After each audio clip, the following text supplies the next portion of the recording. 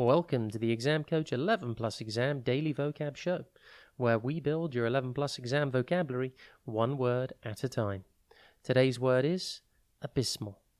It's pronounced abysmal, and it is spelt A-B-Y-S-M-A-L. Think abyss with only one S, and then mal. Abysmal means two things. It can mean extremely bad or appalling. It can also mean something that's very, very deep.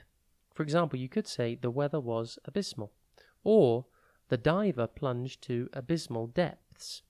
The word abysmal comes from the word abyss, meaning a deep or seemingly bottomless chasm. You can see the connection here to something deep, but not so much to something bad. Its meaning of something extremely bad was first recorded in the early 1900s, perhaps from the expression abysmal ignorance, which used to mean someone with a deep ignorance. Let's hope you're never told you have abysmal ignorance. I don't think you will. I think you'll be okay. Anyway, abysmal is an adjective, and therefore a describing word.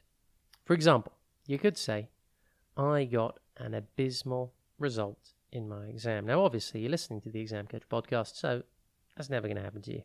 We're only going to be getting tip-top, cracking marks in our exams. Abysmal is defined in the dictionary as, quite simply, very bad or very deep.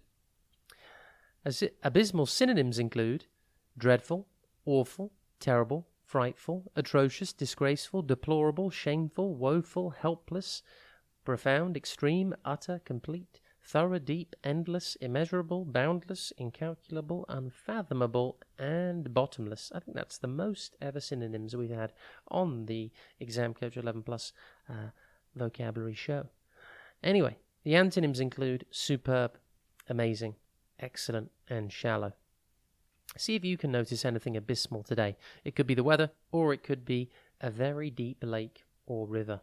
Either way, impress your parents by using your new word, abysmal.